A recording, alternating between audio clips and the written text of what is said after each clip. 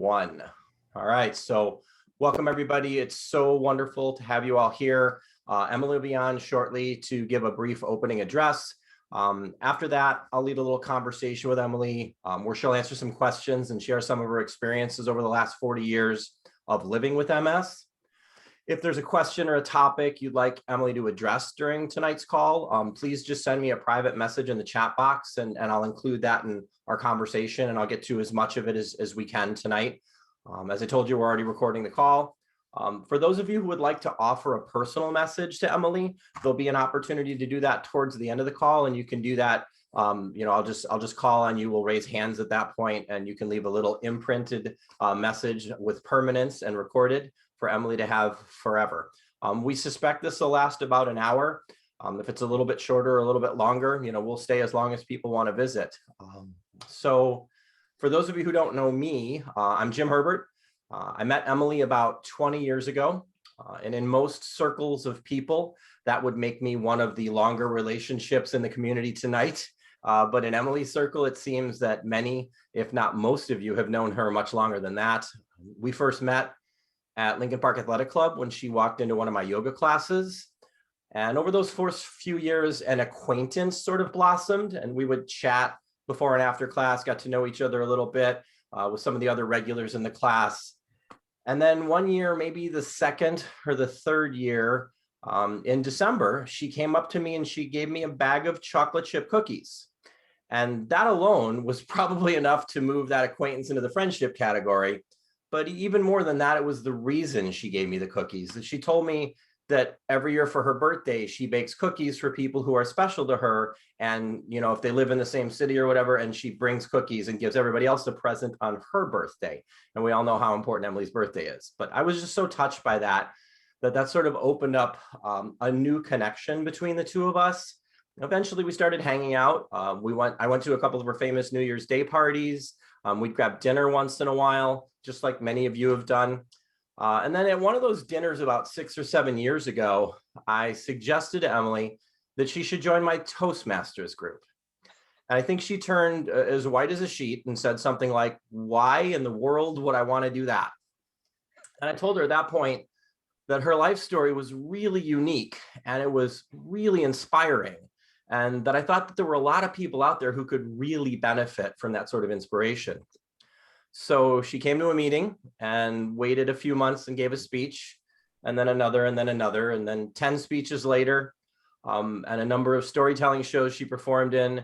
And she would always be my sidekick at my moth appearances. And I'd get called up on stage and she'd be cheering me on.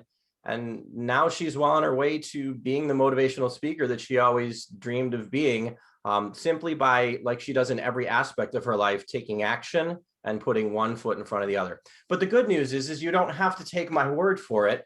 You get to see it for yourself right now. So it's my great, great honor to introduce you to my dear friend and the woman of the day today, Miss Emily Greenberg. And you can unmute and clap and cheer if you want to. It's up to you. You guys, she likes unmuted conversations sometimes. So let's get Emily up on the screen here. Hold on one second. I'm trying to get myself up. Silly me. Okay. I'm going to pin your video for you. Okay. So you're going to be on everybody's screens big. So where are you at? There you are. Okay. Let's pin you. All right. Oh, Christ. All right. So I'm going off and you're okay, going am I on. all okay now? And the stage is yours. All right. With that amazing, holy bananas. I first of all, I'm looking at this room and just so incredibly touched and amazed and wowed by all these fabulous people that are on here right now. And I just can't tell you, Jim, thank you so much for that great introduction. You almost started me out crying. So thank you. By the way, right. I wore this tie for UM before you get going, because it's U of M's colors. And so the men's blue are U of M's colors. And for those of you who don't know, Emily and I have this ongoing argument over what U of M stands for. In her world, it's the University of Minnesota, and in my world, it's the University of Michigan. So this is just for you, my dear. I appreciate that. Thank you so much. All righty. So I'm overwhelmed. There are 3 pages of people on here. I am so thrilled and thankful that you all are here and here tonight to celebrate this. Most, if not all of you, know me well enough to know how much I love a celebration or any kind of party. In fact, every year, every year I make a rather big deal of my birthday, as you know. Not because I want to call attention to myself or get a bunch of presents. Well, the presents are okay. I'm okay with that. The real reason is that I make such a big deal of my birthday is because I have so much gratitude in my heart for the infinite number of blessings I've had in my life in general. But in particular, as it relates to my 40 years of living with multiple sclerosis, 40 years ago today, I was a teenager who had just been told that she had MS. And I honestly didn't even know what that even meant back then. As I often say, the first thing I thought was that I was going to be one of those kids in a wheelchair on the Jerry Lewis Labor Day telethon. Testing. Can you hear me? Yep, we can hear you. Okay. MD or MS, who knew which one was which? Anyway, there was an immense amount of fear and uncertainty in those early days, but thanks to the tremendous love and support of my mom and dad, the rest of my family, and all of my friends, I learned to work through those fears to come to a place of acceptance. To take my life on one step at a time, day after day, month after month, and year after year for 40 years now. I wouldn't be standing here on my own 2 feet if I had to go it alone. And words can never say enough to express my gratitude to all who have shared my journey through these 40 years. I realize that sometimes I talk about MS as if everybody knows everything about it. For those of you who are less familiar, according to the MS Society, which I have both worked for and volunteered with for decades, MS is an unpredictable disease of the central nervous system that disrupts the flow of information within the brain and between the body and the brain. The cause of MS is still unknown. Scientists believe that a combination of environmental and genetic factors contribute to the risk of developing MS. The progress, severity, and specific symptoms of MS in any one person cannot yet be predicted. Most people with MS are diagnosed between the ages of 20 and 50, with at least 2 to 3 times more women than men being diagnosed with the disease. Sometimes when people first find out that I live with MS, their natural tendency is to feel sorry for me or to think that in some way I am more fragile than the average person. While I appreciate all the love and compassion I can get, there is no reason that anyone should ever feel sorry for me. I see it, my life is no different than anyone else's life. I mean, who of you out there doesn't have some unpredictability in your life, especially over the last year? I suspect that every single one of you experiences a disruption of the flow of information within the brain or between the body and the brain at times. The only difference between you and me is that perhaps this happens a bit more often in my world, and it has a label attached to it. And that label is MS. The thing about labels, though, you get to choose whether you want to accept them or not. You can either drag those around through your life like you're shackled to heavy weights, or you can recognize power. MS is my superpower. It's taught me everything I've ever learned about myself and about life in general. MS has taught me to listen to my body, to honor what it needs, to rest when it needs to rest, and to push when it feels safe to do so. MS has taught me about acceptance, to accept things as they are and to create change where I can facilitate change and to withdraw my energy from battles that aren't worth fighting anymore. MS has taught me to have empathy for others with a sense of compassion and understanding that you never know what somebody else might be going through at any given point in time. That's not the easiest thing to learn, but I'm doing my best. Sometimes I feel like a bit of a hypocrite because I complain when people judge me for not being able to think quickly enough on my feet or to find the right words. At the same time, I find myself judging others when they are struggling to gather their own thoughts or work through transitions in their own lives. Oh, and speaking about doing my best, that's a motto I try to live by every day. If you've never read the book, The 4 Agreements by Don Miguel Ruiz, I strongly urge you to order a copy and read it. In the book, Ruiz put forward a simple 4-step strategy to simplify life and to find peace. One of the 4 agreements is to always do your best and to accept that some days your best will be better than other days. Every day, at the end of the day, no matter what challenges I've faced or what celebrations I've enjoyed, I look in the mirror and I tell myself that I did my best and that my best was good enough. I could go on and on about how MS has influenced every aspect of my life. I could explain to you why I chose to celebrate the fact that I've lived the last 40 years of my life with what some people refer to as a disease.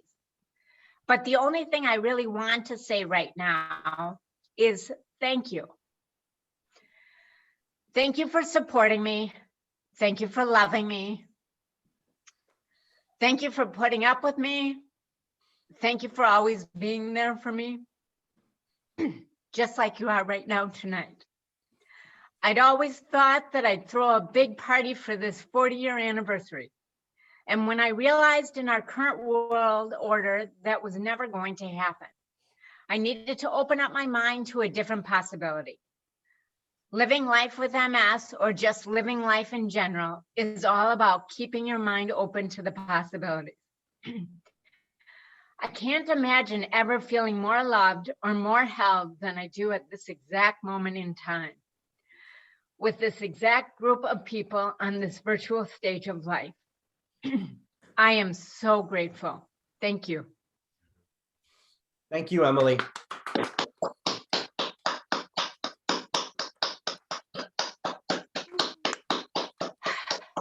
Well, rock. Really nice. Really nice. Wow, Well that was kind of hard. I'm sorry. I didn't realize I'd get so emotional. I apologize. I sort of knew you would, but I'm happy that you did because that's powerful. And as what do we say in Toastmasters? What does Tim always say? Personal is powerful, right? Personal is powerful, and nothing's more personal than you sharing your heart with all of us tonight so beautifully and so eloquently. Thank you so much. It's funny because about 20 minutes or a half an hour before we got started, Emily sent me a text. She's like, oh my gosh, over 20 people have emailed me in the last half an hour that they can't make it. I don't think anybody's going to be there. I don't know. I'm looking at the number there. It's like 46, Emily. So I think that we were both a little bit too worried for no reason, right? Just a wonderful, wonderful speech, Emily. Thanks for sharing. So we're going to just chat a little bit now. And like I said, if you have anything you would like Emily to address, just send me a message in the chat box. I've already talked to some of Emily's friends and come up with some things to chat about during the call here for a little while. The first thing I want to talk about, Emily, is this phrase of yours. So in the last year, we've heard this phrase tossed around a lot on TV. New normal, right? This is the new normal. That's going to be the new normal. What's the new normal going to look like? The funny thing is you were the first person I ever heard use that phrase, and I heard you use it over a decade ago when you talked about your new normal and how having MS has taught you how you have to sort of just move one step at a time through life and find what your new normal is. Can you just tell us a little bit about that and when you started using that phrase, if you can recall? Well, I don't know exactly when I started using it, but I was so shocked and whatever by seeing it left and right. And I'm like, hey, that's my phrase. I'm the one who uses that. And I'm the one who gets credit for that one. But anyway, it described my situation so perfectly, because there were always new things that came about. New little symptoms that were noticeable by me. And so that was kind of like me adjusting to my new normal. And I'm sorry, I'm so distracted by all these people who are sending these wonderful messages and whatever. I'm having squirrel moments left and right, so I apologize. You don't need to apologize. We're all here to have these moments with you. So the messaging and the support is all part of the conversation. So just let it flow. I really, one of the speeches that you gave at Toastmasters was about the new normal and some fears that you faced with the new normal through the years, and it involved a story at an airport when you were connecting through Charles de Gaulle Airport. Can you share a couple bits and pieces of that story and that whole experience for you? Do you recall enough of that to just kind of share a bit of that with us? Oh yeah, and boy, is that a new normal that I had to adjust to and get used to. That flight leaving Spain to go to France was so delayed, it wasn't even funny. So by the time I got to Charles de Gaulle, I had 30 minutes to get from the plane through customs and to my gate. Now, I don't know about any of you, but customs never takes 30 or it never goes quick. And 30 minutes was a bit of a panic for me. So I got through customs and I made it through, and I was very excited that I made it through, and I am like, okay, let's go. And I started to run, and I tried, and my legs wouldn't move. And I tried again. And this time, my legs gave out. They were like wet spaghetti noodles that no longer could hold me up. And it was really scary. And fortunately, I fell in front. I happened to look up, and it turned out I fell in front of a woman wheeling an empty wheelchair. And I looked up at her, and I realized then that this was this was going to be a new normal for me, and I needed to adjust to it. And one thing I'm not really very good at is asking for help.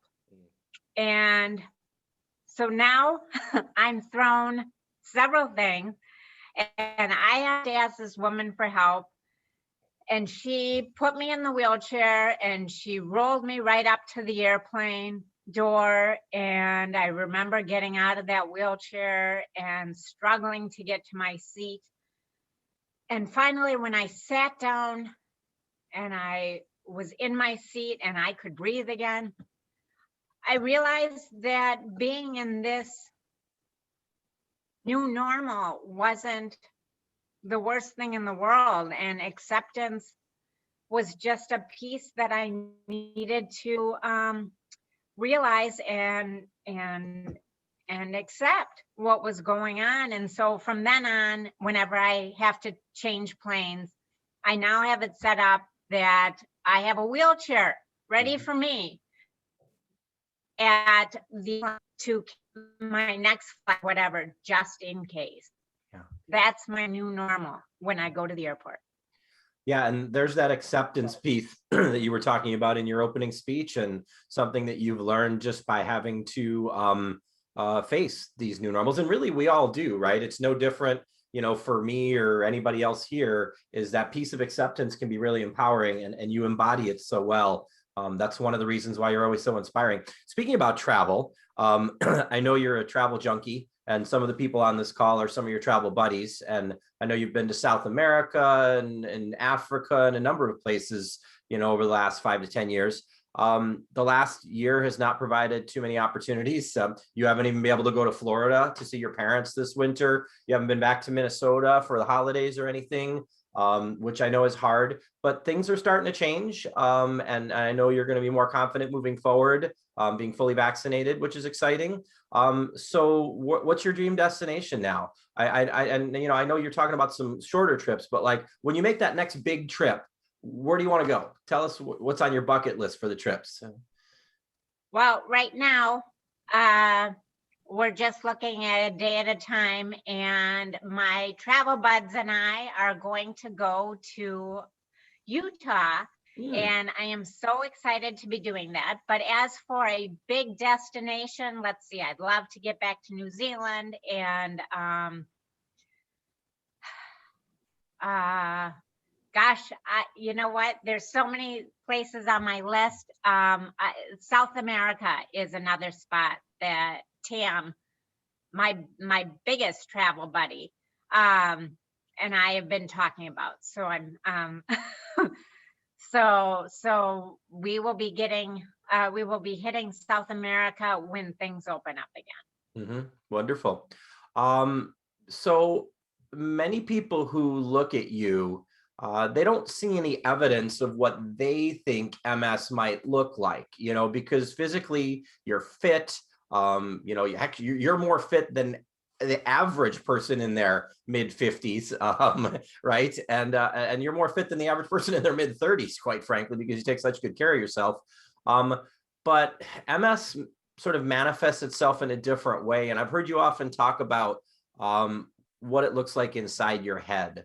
For those people who maybe don't know as much or haven't heard you speak about that, could you just talk for a couple of minutes about what it does look like sometimes inside your head, and how MS is sort of what the symptoms are that have affected you the most? Well, first of all, I have to give a little shout out to my trainer, Matt Honkish, who is on this call right now. And he's very important and in keeping me extremely healthy and strong and fit. So thank you, Matt. Way to go, Matt. So right now, the cognitive challenges are really my biggest challenge. And as you were speaking, I was thinking, oh gosh, what did he start to say at the beginning of this? And am I going to remember all of this that he so nicely put out there? And so I'm going to do my best to answer. And it is cognitive. You're seeing it right now. My memory sucks in a big bad way. And processing is very difficult for me. So trying to get several thoughts rolling or whatever doesn't happen. If you were ever to ask me to multitask, that is a joke in and of itself. So multitasking does not happen with me. But anyway, so I guess basically it's having a hard time keeping my thoughts together and being able to throw them out and speak. And I'm having a hard time coming up with the words right now. No, but this is kind of exactly what I had in mind. Not that I had anything in mind, but like, I just wanted people to understand that, like, that some of the challenges that you face are not physical on the outside, right? And it takes me back to Toastmasters, and I sort of mentored you a little bit in Toastmasters because I was a teeny bit further down the path than you, and so we worked on a lot of speeches together. And one of the things that always kind of upset you is when people would say, well, you shouldn't use your notes, right? Like, well, you've been speaking long enough, you shouldn't use your notes. And eventually we kind of worked through that, right? Tell us a little bit about that experience and how, what that was like for you in the first year and a half or two of Toastmasters, and how you came to terms with the fact that, like, what you needing notes on stage was no different than someone who couldn't walk needing a wheelchair. So can you talk to us a little bit about that experience?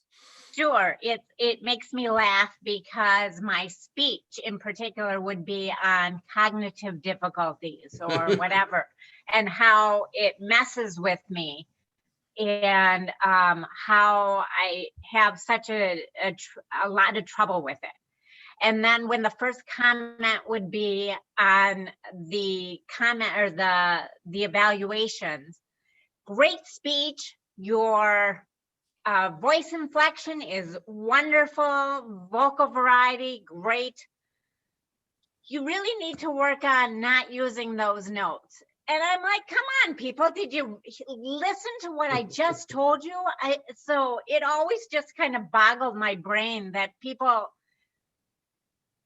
would supposedly, in Toastmasters, you're taught that not only are you learning, it's not only is it a speaking club, but it's you're learning how to listen attentively. Mm-hmm. I'd have to say that over half those people weren't really doing that job very well. Mm-hmm.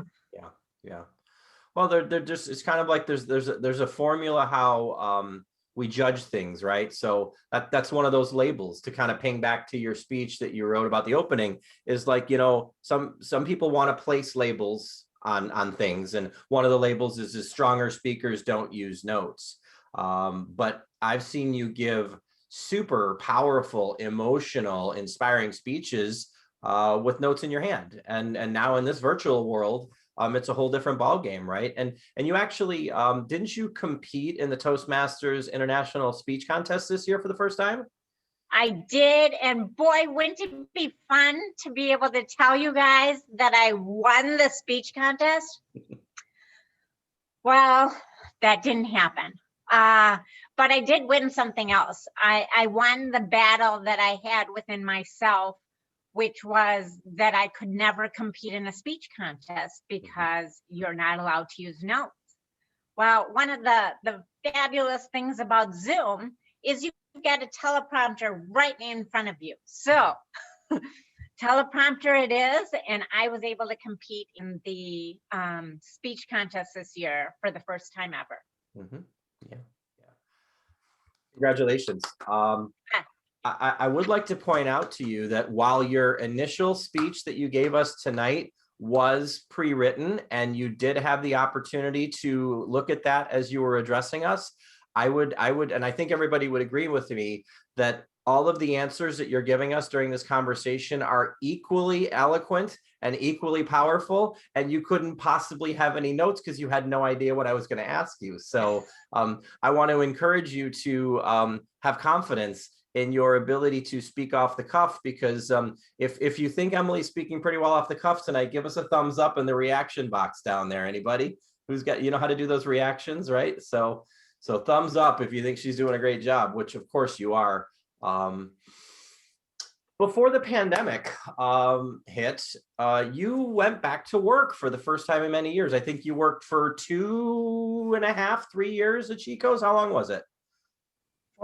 4 years. Okay. So sometime about 2016, then you and I had a number of conversations about how traumatic it was going to be to go back to work. And like many things that you've accomplished in your lifetime, you nailed it. Tell us a little bit about your time at Chico's and what you learned from going back into the workforce. Well, I know I'm supposed to have some pretty awesome things to say about going back into the workforce, but I have forgotten what I learned. Yeah. Isn't that sad? Let's see. Well, I guess I learned that I could go back into the workforce, and that I could work as long as I listened to and paid attention to my limitations. And so that was, I guess. What were some of the ways you did that? So how did you do that? Recognize your body's limitations and then sort of work through that with, your managers and stuff like that? Well, one thing, springtime, changing seasons, which is what we're going through right now, is very challenging for me. So not only do I have the cognitive difficulties year round, but in the spring, my fatigue gets so intense and so debilitating, where I'm sleeping more hours of the day than I'm actually up. It makes it very challenging to get things done. Mhm. But so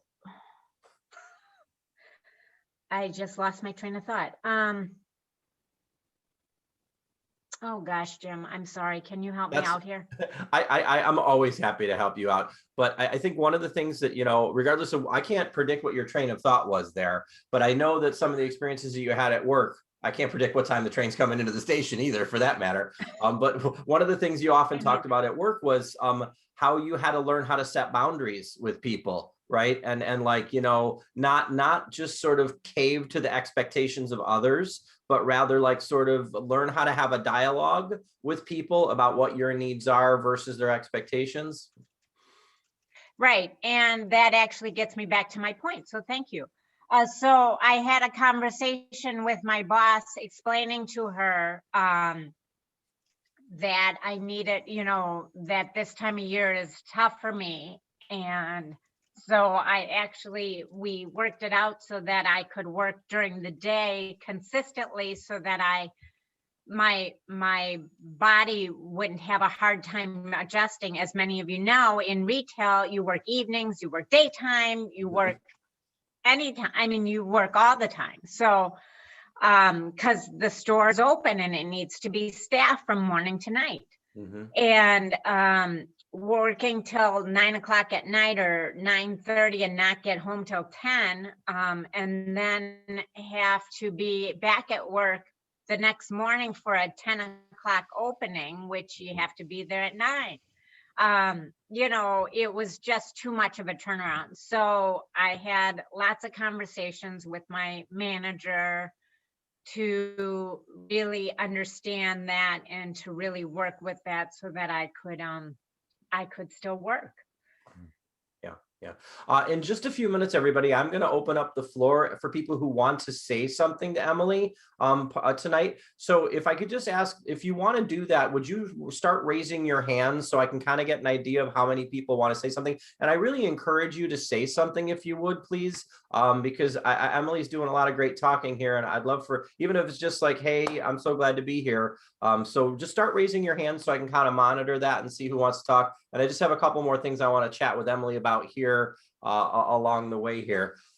So during the transition to not working, you did have to kind of cut back quite a bit then, right? So you kind of set some boundaries with them, but you had a lot of fear about how that was going to go, right? But it actually turned out pretty good, didn't it? Yeah, I actually, well, right in the beginning, when I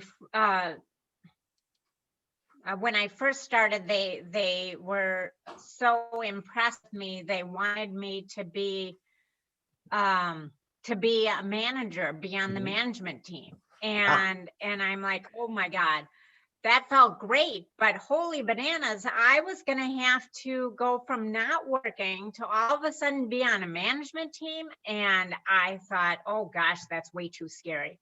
Mm-hmm. So anyway, I did work through it and I did figure it out. And at a point, I realized it was no longer serving me. So I did step aside and I decided to go back and get off the management team. So it was just the communication that Jim mentioned before, that I learned to be able to communicate to my managers and really have them understand some of the things with MS that cause some issues and can cause some problems with being in the working world. Yeah. And that wasn't an easy decision for you, was it, to make the decision to sort of, set that boundary, because it opened up the door for a lot of self-judgment, right? Like, I'm not good enough, or, and I know that you struggled with that, but it was the right decision for you, correct? Yeah. Right. Oh, there's no question. I mean, it was you know, it was a great ego booster. I hadn't worked in a number of years. And then all of a sudden they want me to be on their management team. I mean, that was fabulous, but, you know, had to really pay attention to what reality was. And so it was a huge struggle, but I did come to terms with it and was able to figure it out and be able to live with it be able to live with it. So yeah. So in Toastmasters, you know, you started out with that 4 or 5 minute speech, and then you kind of work your way up to the crowning achievement, the number 10 speech in the Toastmasters manual, which is an 8 to 10 minute inspirational address. But more recently, you've conquered another sort of mountain in the speaking world when you were asked to deliver a much longer speech to support groups for MS. And it required you to actually be able to do a 30-minute keynote address, right? Tell us a little bit about that whole experience and how you got asked to do it and what it's been like for you doing it in the last couple of months. That is correct. And thanks so much for bringing that up, because we have Kimberly on the call right wonderful. now. How fun. Also asked me, Kimberly Lechnick, who asked me to speak to her entrepreneurs group. And so that was very exciting as well. And I got to do that. So I got to speak so we put together, Jim, by the way, I need to make it really, has been so instrumental in my life and my speaking career, because one of the things that Jim does is he has a very strong knack for being able to get into my brain, and he knows my voice so well. And so between the two of us, we he's my ghostwriter. So and woo. And so it's he looks pretty good all in white, doesn't he? Anyway,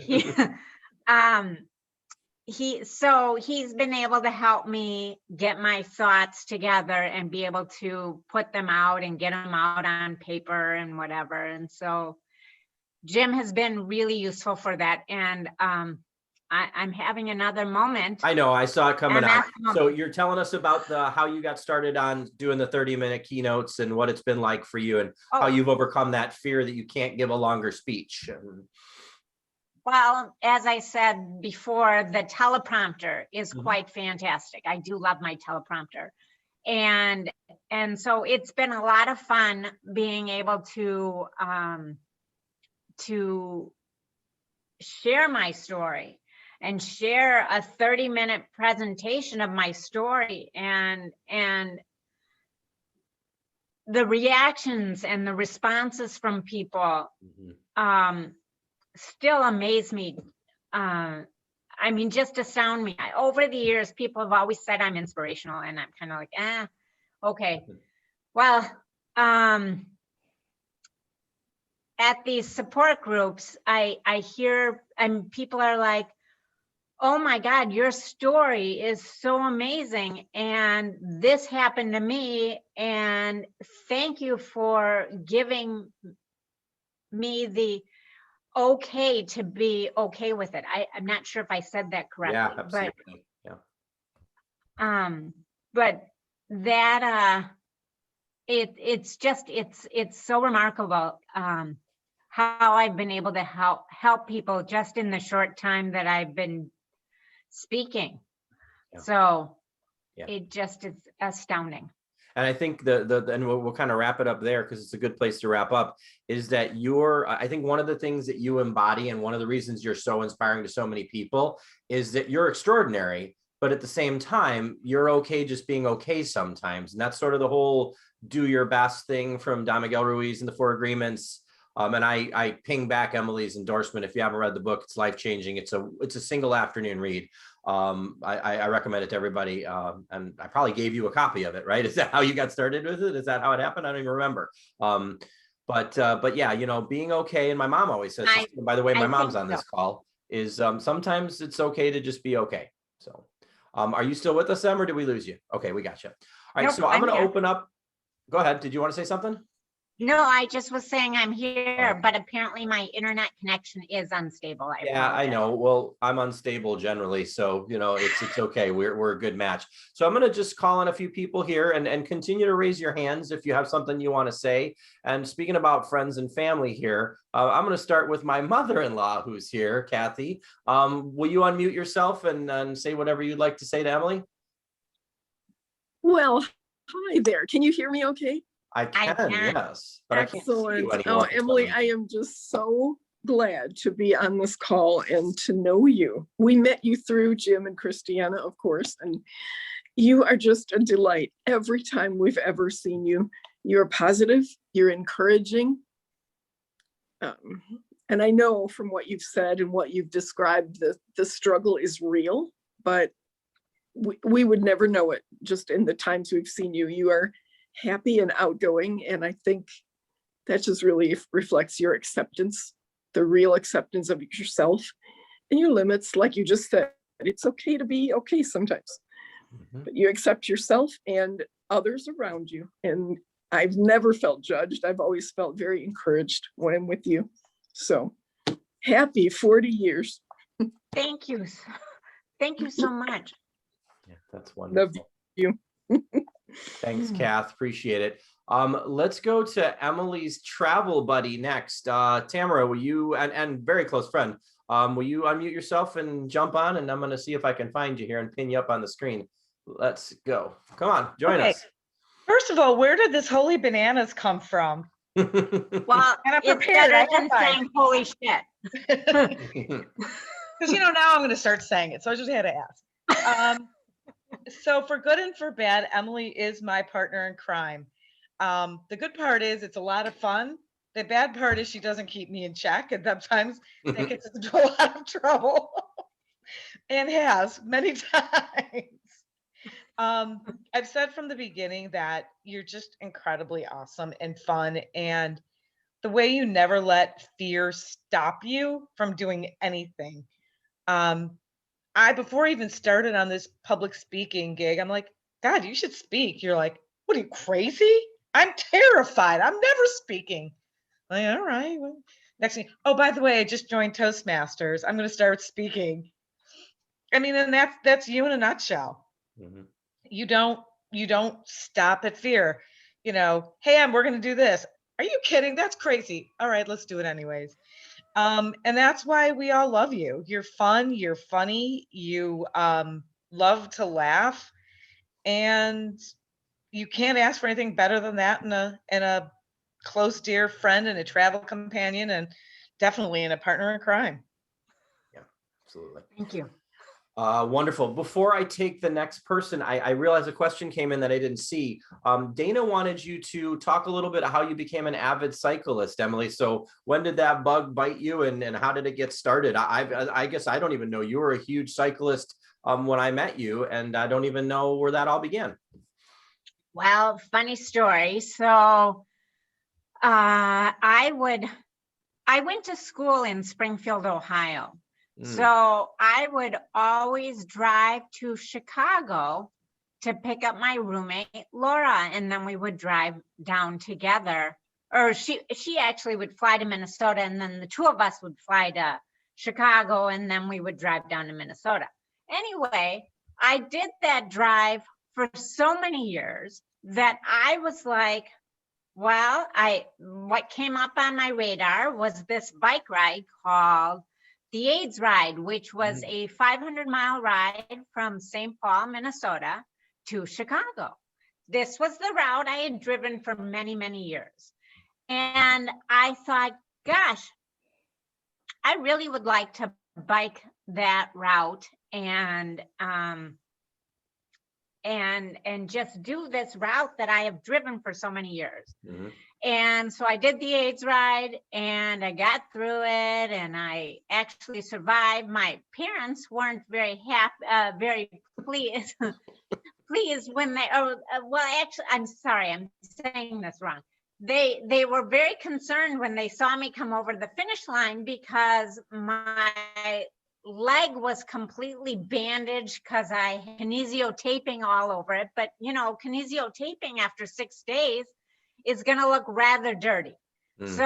So I was looking a little worse for wear, and I'm sure that probably didn't make it look much better when my parents saw me come across the finish line. But anyway, so that was kind of that was the bug that bit me, I should say. And then I was like, well, what? And this was my first foray into fundraising, and I raised $7,000 for AIDS. And I thought, well, this is really silly. Why am I not raising money for my own disease? And so in 2001, I started my MS bike team and have had it since. And I've got several people that are on here, Dana and Steve, to name just a few who are who are part of my bike team. And anyway, I'm sure there are others, but I can only see the one screen, so I apologize if I'm missing you. But anyway, Stacy.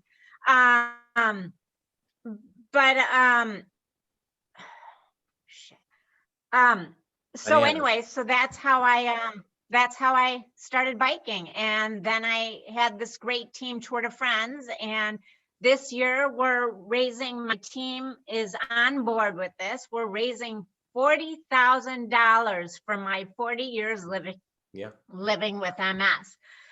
Of that 40,000, I'm going to be raising 20,000. So if anybody wants, and I'm not asking for a donation, but if anybody wants to give me money, I promise I won't turn you down. Awesome. And I'm sure a lot of people have already supported you that are here. Oh, I'm yes. sure that a lot of people want to support you more. And I'm sure that people have already given you money, want to give you more money than they've already given you. So go ahead and do it, people. The link was in the email that you got invited on. I don't mind being brazen and asking. This, I'll be happy to ask for you. I'm going to call on Adam next. Adam, would you kindly unmute yourself and join us on screen here for a minute? Sure. Hello, everyone. My name's Adam Feather. For those that don't know me, I am fortunate enough to have met Emily over the past year during this pandemic through virtual networking. Excuse me, I'm going to lower my hand. So Emily and Jim, well, Emily, first of all, happy 40th. Both of you, Jim and Emily, you guys did a great job. Thank you. Thank you very much for having this event. Thank you very much for inviting me.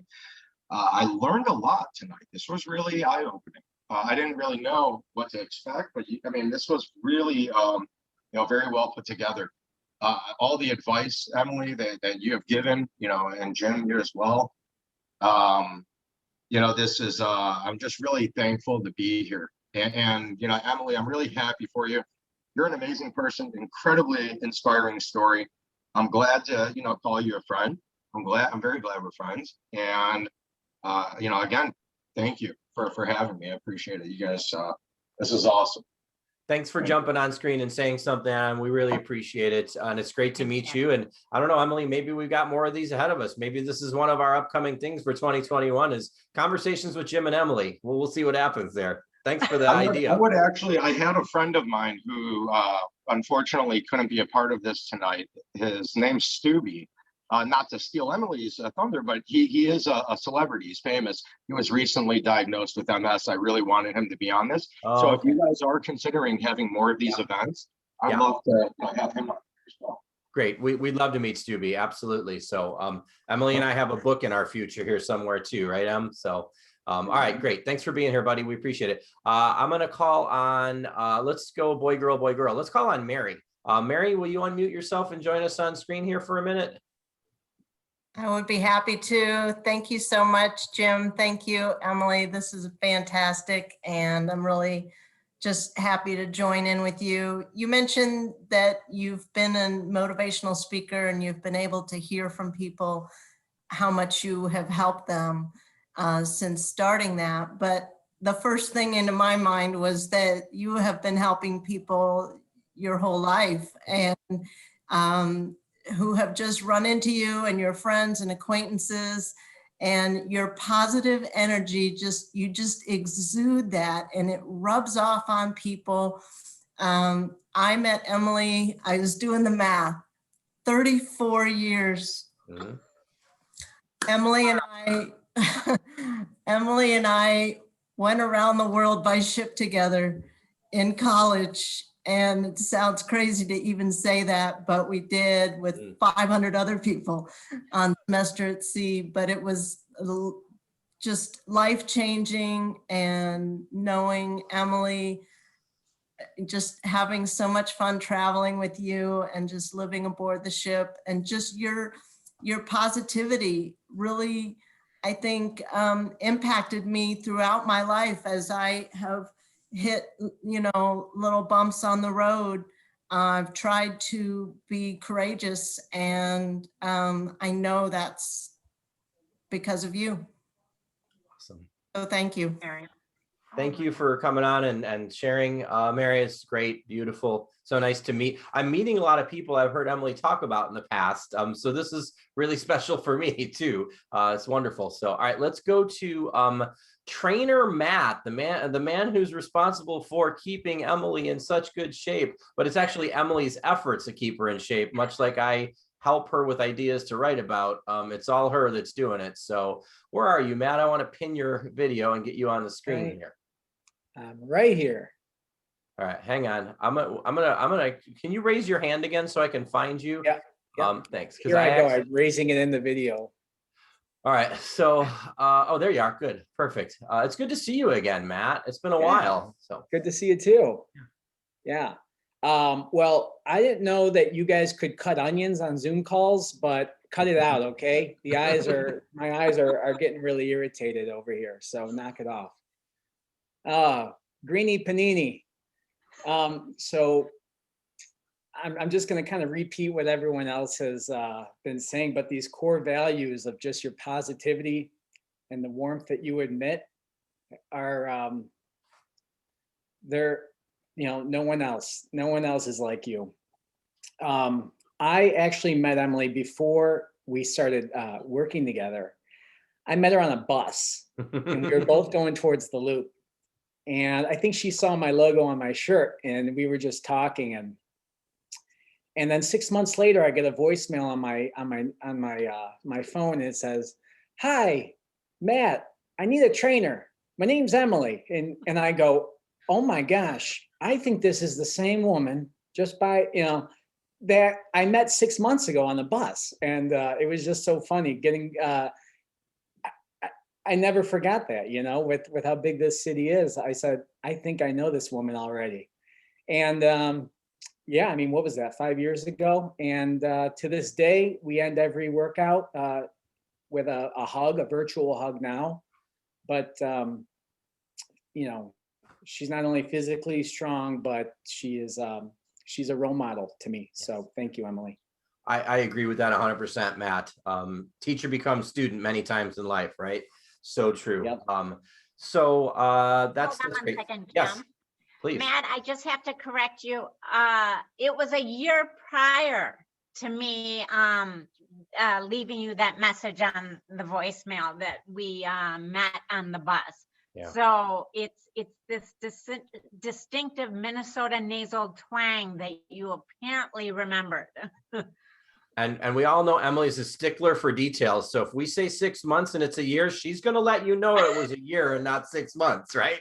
Very specific. Every speech we worked on, she'll correct me like, "No, that's not right. It was a Tuesday, not a Wednesday." I'm like, whatever. It doesn't matter. They don't know. If my memory works in some ways, that is one way it does work. It And works so really I well like that to way. stick Yeah. to it. Great. All right. Thanks for coming on tonight, Matt. I am going to call on Dina next. I think another one of your travel buddies, right? Dina, join us on the screen here. Unmute yourself too. That's great. Unmuting. Boy. Hello, I'm Dina. Hello, Dina. Hi, Dina. Never mind. I tried. So Emily, how could you not think you'd be a great public speaker? Pshaw! I'd say you're a fantastic public speaker. You were born to do this. Really, seriously. So girl, you go, girl. Mm-hmm. I just wanted to share a really quick story about how supportive Emily is. My first, and not my last, Emily, I promise, MS ride, or actually a really long ride. It was like 2007, we had a team. And I rode 75 miles the first day. I think I rode 75. Yeah, I'm pretty sure I did. And then the second day I had a dehydration problem. So she and I met up at the lunch station. I said, Em, I really don't feel that great. And I really didn't know you that well at that point. Like, we weren't best buds yet. So, you know, you helped me get through that ride. You literally rode with me through the rest of the ride. I mean, I think we made it to like 62 miles or something like that. But if you hadn't have been with me to support me and to cheer me on the way and sort of get my mind off of how lousy I was feeling on the last part of that ride, I don't think I would have made it. So I really applaud you for your support. And you kicked my ass that weekend. I'm sorry, did I say a bad word? I'm sorry. Oops. Sorry, not PG-13. But, you know, for someone who's been dealing with this for pretty much your whole life, you're in like better shape than a 20-year-old, I swear to God. So that's my story. Awesome. Thanks, Dina. Thanks for jumping on and sharing, Dina. That's fantastic. Let's call on Claude next. Claude, let me get you on the screen here for a second, and you can unmute yourself. Welcome. Hello, I just wanted to say I just am thrilled with Emily and the progress she makes. She's inspirational. She's just amazing. And Chico's wanted to make her the man, but she didn't want it. So what can I say? And she can speak to a group where I can't. I'm like a nervous wreck. I don't like to talk in front of people. And the fact that she can just do it and come across so well is just amazing. So Emily, congratulations, 40 years with this. You're to be applauded. Yeah, that's beautiful. Thanks for jumping on with us tonight, Claude, and saying something much appreciated. We're going to go to Stacy next. Where's Stacy at? There she is. Hi, Stacy. Welcome. Hi. So, as probably everyone on this call knows, Emily has a magnetic personality, right? Emily just sucks people into her aura and in a beautiful and loving way. So I want to share a quick story, which is I was looking for a painter, and a friend of a friend somehow connected me with Emily. They didn't even know each other, and called Emily, and over what should have been maybe a 5-10 minute conversation, which ended up being probably 45 minutes to an hour. Emily, you probably know the exact time that we spent on the phone. Over the course of that conversation, I had learned all about Emily, and we have paths that have crisscrossed in our lives.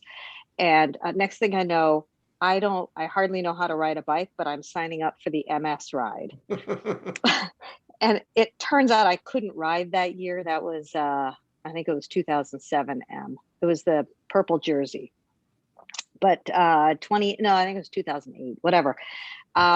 And by 2010, I owned a road bike and was riding, and I rode devotedly for 5-6 years. And we ended up traveling along with Steve Tattleman to Wisconsin to ride the MS ride there. And I can tell you, if you've never done an MS ride in general, and if you've never done a ride with Emily, it is an experience. And be prepared to laugh yourself wet. It's hilarious. And sometimes in life, when you're not expecting it, Emily ends up at your house, not because she's inebriated, but maybe because she's had a biking accident or the traffic into the city won't let her home. Just be prepared to host her on a minute's notice. Yeah. That's Emily's magnetic personality. Right? Thank you, So true, so true. Stacy is also one of my fellow co-captains, along with Steve. He's been a co-captain as well. And Sarah, over the past, Sarah has been one too. And I can't believe all the people that are on here that are so supportive. And my mind is blown. My God, people, thank you. I've got my friends and my parents are here, my parents, my family, just dear friends. I'm just stunned, and you're verklempt, Emily. You're verklempt. verklempt, yes, I am. And also incredibly embarrassed that you guys are saying all these nice things about me. I was Gotta tell you, hoping I'm this a would little- turn into a roast. I wanted this to turn into a roast at some point, and we're there. This would be a really good point. I know I have 2 more people to call on, but this also be a really good point for me to. I got a special request that came in a little while ago to share a picture, and I'm going to share a picture right now of the 40 years of MS jersey that Sarah sent me. She actually sent me a personal message and sent this so you guys could all see it. So you can see the front and the back of the 40-year MS jersey that Emily has coming up here, right? So isn't that nice, Em? Yeah. It is so great, and I am I've got amazing people in my life. You're seeing it right now, and Sarah has been so supportive and such a big part of my team over the years. And her creativity is amazing. All our jerseys have won the jersey contest. So any of you MS folks that are on the line right now, let's get that rigged again, because we want to win the jersey contest for number 40. Yeah, yeah. Well, 2 things I can say to that. One, you said at the beginning that MS was your superpower, right? And this jersey sort of really, really shows off your superpower here. And then 2, I just want to say, amazing attracts amazing, right? So if you have amazing people in your life, it's because you're a magnet, like somebody said not too long ago. I'm going to call on our mutual friend, Fred Sigman, next. Let's get Fred up on the screen here to share a word with Emily. Well, first of all, Jim, thanks for hosting this. I'm having a wonderful time and very happy being part of this celebration. I met Em. I don't know if she'll remember where she met me. I know the last time we talked, I didn't exactly remember where we met, but we met at a birthday party for Jeff Willinger. Mm-hmm. And it had to be about 7 or 8 years ago. And I just felt immediately connected to Emily, one of the most genuine, authentic, effervescent people that I had met. And I felt like I had always known her. And even though I've hardly seen you since that, in person since then, I just somehow feel close to you. I don't know why. Mm-hmm. And when we met that night, I didn't know you had a story until, of course, you solicited me. Then I knew you had a story, and I've been happy to help out every year since. And I hope to be here for the 80th. Right on, buddy. Well said. There's positive thinking. I love it. Thanks for being here tonight, Fred. Lots of love, Em. Thank you, Fred. Tim was also with me that night, that birthday party, and so. How come I don't remember her? Well, I don't know. Maybe she's not as effervescent. I don't know. Let's face it, Emily outshines all of us. Yeah, you know what? When you're standing next to a neb, or when you're standing next to a what do they call those things? A supernova, right? Even the sun looks dim next to a supernova, and Emily's a supernova. So. And I think also in my life, I've known about 10 different Greenbergs. So. Thanks for being here, Fred. Great to have you. So this will be the last person I'm calling on. So we've been going boy, girl, boy, girl, boy, girl. So how appropriate for the last people, I get boy and girl. So it says Millie, but it's actually Chuck and Millie. So welcome, Chuck and Millie. Why don't you unmute yourself and jump on the screen here? We're jumping. I've known Millie. I've known Millie for quite a while. I've known Emily. Okay, this is going to be part of this story. I've known Emily for about 31 years. And when Millie and I got married in 1997, she's known her for 24 years. Okay, I'm not doing the math.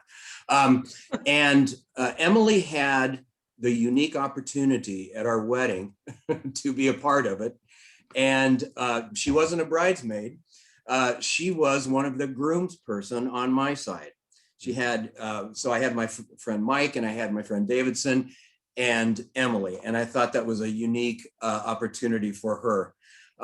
And also Emily, Millie and I, those of you who don't know Millie or I, we're actors. And one of the things that has not been brought up yet is Emily's love of the arts, and theater in general.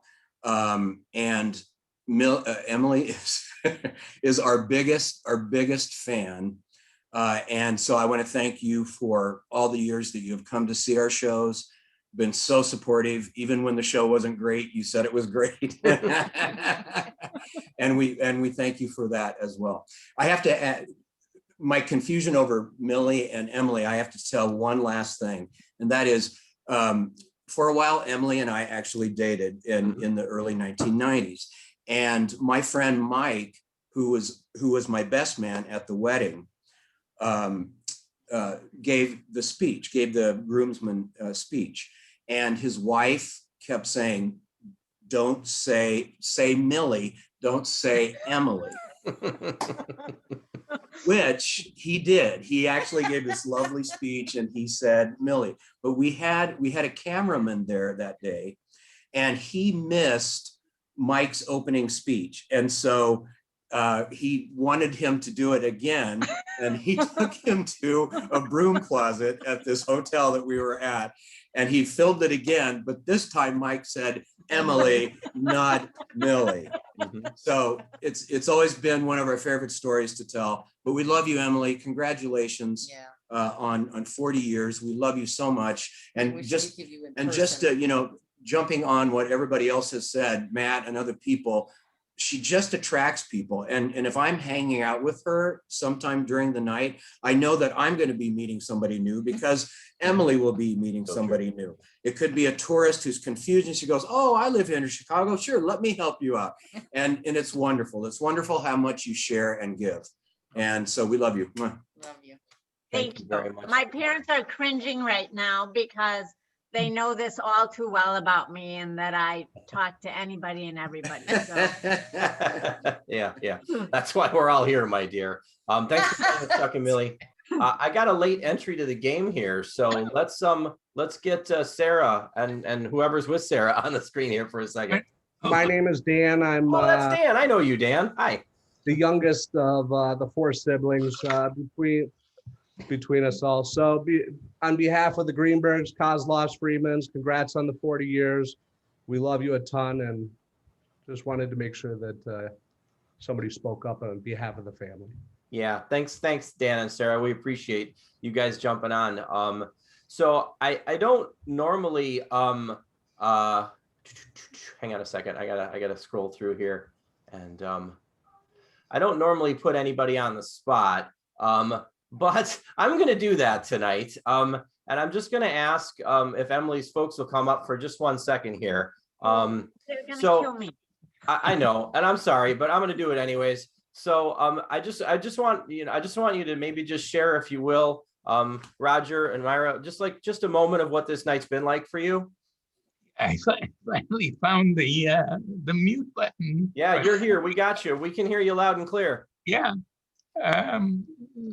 So we're so happy for you. Our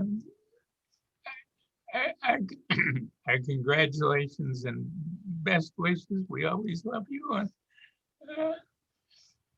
I'm very happy for you. Thanks, Dad and Mom. Yeah. This is who your daughter is, and I know you know this, but this is the life that she's built for herself, and these are the people she inspires on an everyday basis. A lot of us.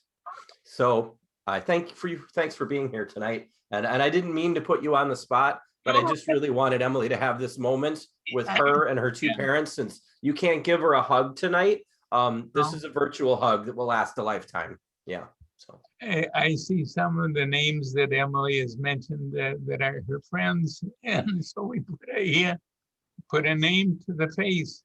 Yeah, it's good to get to know some people that you've heard about that you've never seen before, and we topped out at 50 at one point tonight. We crossed over the 50 mark, And about 2 hours ago, we were worried that there'd be nobody here, right, Em? Boy, talk about irrational fear, right? You know, we work on that in our programs, don't we? Irrational fears. Well, Yes, we thanks, do. thanks, Mr. and Mrs. Greenberg, for jumping on screen for a minute, and I much appreciate it. Em, it's back to you. We're 15 minutes longer than we thought to be, and I don't think there's a damn person in the room who cares about that. You want to make a closing remark or so? I've said it a few times.